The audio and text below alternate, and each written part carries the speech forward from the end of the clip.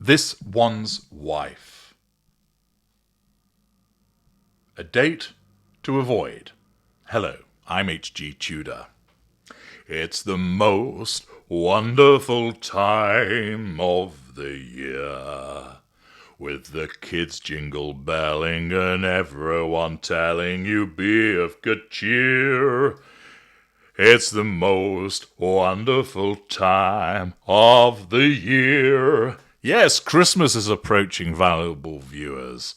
Here we are, nearly in the middle of November, and has your mind yet turned to the Christmas presents that you ought to buy, your glorious narrator, the Christmas card that you might send to your glorious narrator? Have you already put your Christmas tree up? I suspect that somewhere, someplace, there are people that have done so already, that once Halloween has gone, bish, bosh, bash, up goes the tree. I must admit, I'm rather looking forward to the exercise of putting up my own trees as a consequence of renovation work that I've had done at one of Tudor Towers in the course of this year, which means that I'm going to have to do some alternative planning as to where my various trees will go. How exciting! How stimulating. But that's part of what my plans are. Somebody else has got some plans for Christmas. Yes, somebody else has decided it's time for us to know that Christmas is on its way, although of course she'll insist on referring to it as a holiday celebration. It's Christmas, come on now.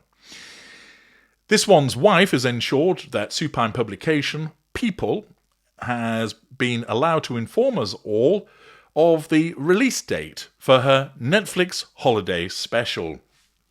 Yes, after laughing at her awful effort in the kitchen, which appeared in the early part of this year, and then there was a part 2 of series 1, which was more of the same, we now get the holiday special.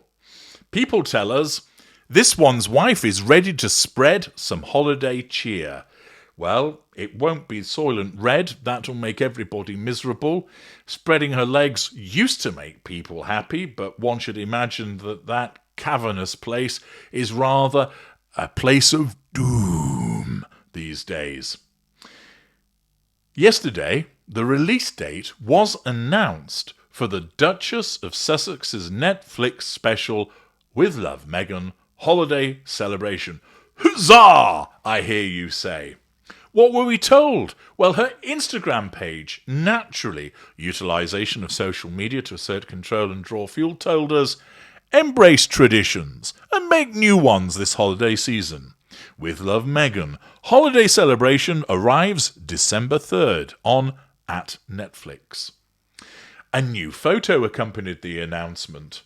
Let's have a look at that. And there we see This One's Wife. I think she's lighting a candle, but it looks an absolute mess. If I was invited to dine at that table, I would be asking, has your Christmas tree collapsed on it prior to arrival? Because why have you got all green stuff littered throughout it? It just looks an absolute mess. And where's the red and the gold?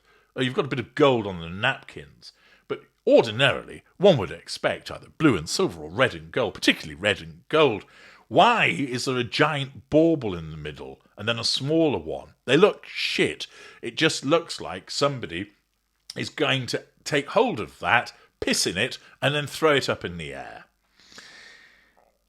That looks like a completely disorganised table. And supposedly she's the hostess with the mostess as she stands there with her usual rictus grin on display.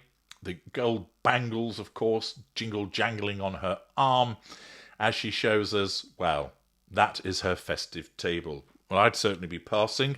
I don't think it looks particularly inspirational at all. But apparently, a previous statement tells us, this December, join This One's Wife in Monty Shit Show for a magical holiday celebration. Together, friends and family deck the halls. Who? She hasn't got any friends. She has some non-intimate secondary sources that are dragged along from time to time and taken off the shelf. Family? Who's that going to be?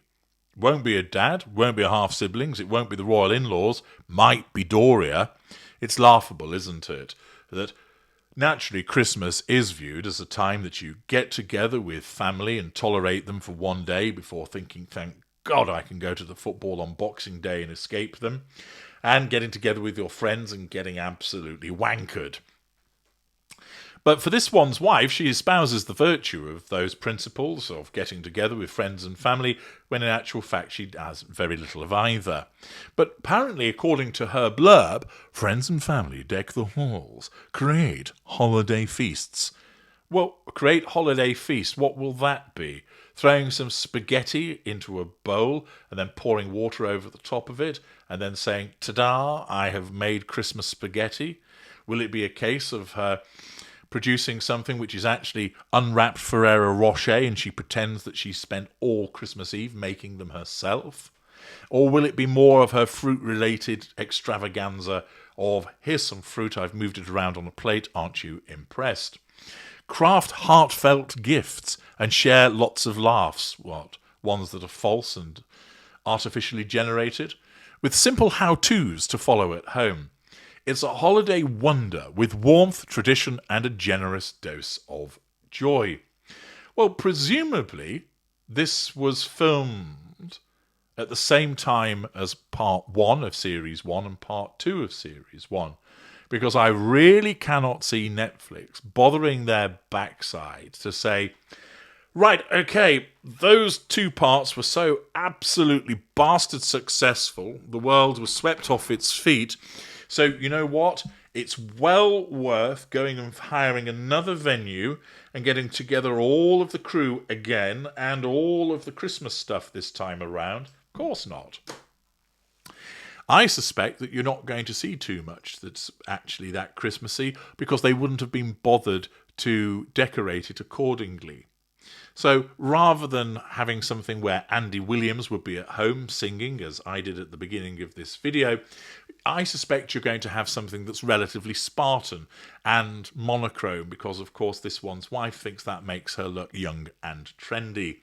That rather than there be a splendid tree in the corner which is beautifully decked out, that there is a mantelpiece that's festooned with stockings and cards, rather than there be all of the trappings that you might expect of that archetypal Christmas picture, you're going to have some modern monstrosity, which is basically someone's taken a chainsaw to the Christmas tree, it's shrieked in defiance, but put up a pretty piss-poor fight as its various branches have then been thrown all over the table, so that this one's wife can come along wearing a dress which looks suspiciously like one that she's worn previously, and lights a candle. Whoopie fucking do. It's just going to be a rehash. It's just going to be a table that she says, this is how you decorate it, and most people will look at it and go, not a chance. There is no way, once we've broken out the emergency chairs so that everybody can fit around this table, that Auntie Ethel and Grandma are going to tolerate that much nonsense over the table. The kids are going to pick it up and start throwing it around. It'll probably have been dried out and then will catch a flame off the candle, thus igniting, falling onto the Christmas pudding, which will then ignite as a consequence of the copious amounts of brandy that Mum put into it as she was sobbing making it 3 months ago. And the result will be a conflagration, with the family all having to exit the house as our Christmas is ruined as a consequence of the ridiculous suggestions from this one's wife, as we stand there singing We Wish You a Merry Christmas with the local fire brigade.